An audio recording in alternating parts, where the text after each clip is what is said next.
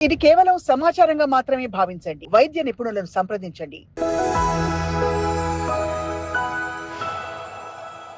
ఈ కాలంలో ఇప్పుడు ఇవాళ రోజుల్లో డిప్రెషన్ బాగా ఎక్కువైపోయింది. అవును. మెంటల్ హెల్త్ కండిషన్స్ పెద్ద పెద్ద సెలబ్రిటీస్‌కే తప్పడం లేదు. స్ట్రెస్ ఎక్కువైపోయింది. స్ట్రెస్.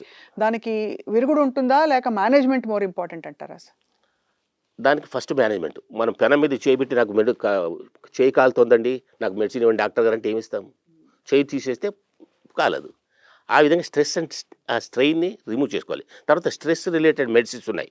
ఇప్పుడు ఎంత కాన్స్టిట్యూషనల్ మెడిసిన్ అయినా కొన్ని మెడిసిన్ ఆల్రెడీ ఫార్మ్డ్ స్ట్రెస్‌కి ఉన్నాయి ఫార్మ్డ్. ఆ మెడిసిన్స్‌లో ఈయనకి ఏ సూట్ అవుతుందో ఇస్తాం. స్ట్రెస్ అంటే కొన్ని మెడిసిన్లు చెప్పొచ్చు. బట్ అది ఏం కండిషన్‌లో ఆ స్ట్రెస్ వచ్చింది? ఏ కండిషన్‌లో స్ట్రెస్‌కి మైగ్రేన్ వచ్చిందా? ఇంకేమైనా వచ్చిందా? అనే దాన్ని బట్టి ఎంతసేపు కాన్స్టిట్యూషను ఆయన యొక్క సిమ్టమ్స్ ఈ రెండింటిని లంకె వేసి that is called totality of the symptoms.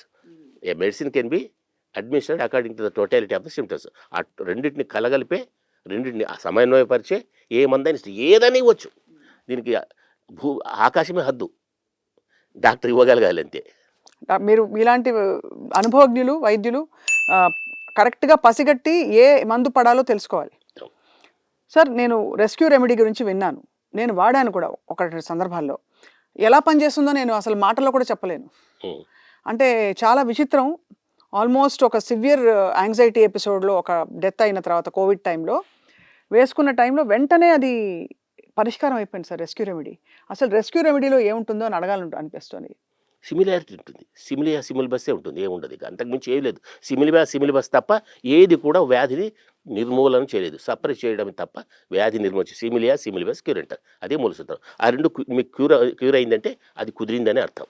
మీరు చాలామంది సోరియాసిస్ లక్షణాలు ఉన్న వాళ్ళని విముక్తుల్ని చేశారు కాబట్టి మూల కారణాలు ఏంటి సార్? లైఫ్ స్టైల్‌లో సోరియాసిస్ అలా దూసుకురావడానికి శరీరంలో మొత్తం అలా పంజా విసరడానికి మూల కారణాలు ఏంటి? లైఫ్ స్టైల్ ఆలోచనలు ఆల్రెడీ చెప్పారు మీరు.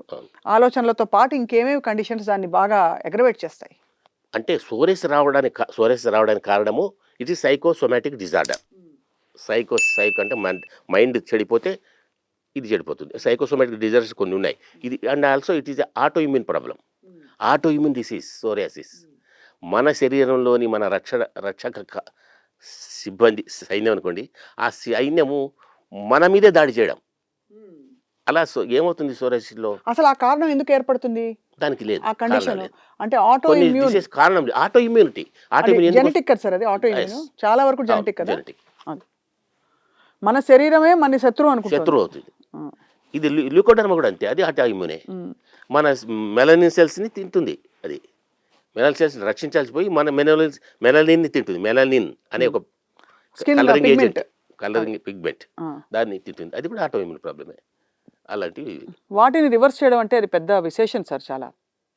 మీరు అంటే ఈ కండిషన్స్‌ని రివర్స్ చేయడం, వాటి లక్షణాలను తగ్గించడం అండ్ దాంతో పాటు వాళ్ళకి మళ్ళీ నార్మల్సీ రావడం అనేది. అయితే హోమియోపతి ప్రాక్టీస్ చేయడం ఎంత సులభమో అంత కష్టం కూడా. అవును. అది కరెక్ట్‌గా పసిగట్టాలి కదా సార్. ఎంత తెలిసిన సులభము అంత కష్టం కూడా. కొంతమంది వైద్యులు సార్ చాలా కాంప్లెక్స్ ఇంకా దీనికి ట్రీట్మెంట్ లేదు అని అనుకునే కండిషన్స్కి కూడా, ఉదాహరణకి క్యాన్సర్, ఉదాహరణకి హెచ్ఐవి, వీటికి కూడా మందులు హోమియోపతి మందులు పనిచేస్తాయంటున్నారు. ఏమంటారు మీరు? అంటారు. తప్పకుండా పనిచేస్తాయి. ఎందుకంటే మాకు హెచ్ఐవి అనేది ఒక డిసీజ్ పేరు. అదొక డిసీజు. ఇంకోటి ఇది ఏమైనా క్యాన్సర్ కదా అన్నారు మీరు. క్యాన్సర్ ఒకటి అదొక డిసీజు. దానికి అదే మరి కాన్స్టిట్యూషన్. క్యాన్సర్ ఎందుకు వచ్చింది? ఏ ఆర్గాన్కి ఉంది అది? ఇప్పుడు లివర్ ఉంది అనుకోండి, డైజెస్టివ్ సిస్టమ్కి వెళ్ళిపోతాం. డైజెస్టివ్ సిస్టమ్కి ఏంటి ఎక్కడ మూలం ఉంది అది చూస్తాం.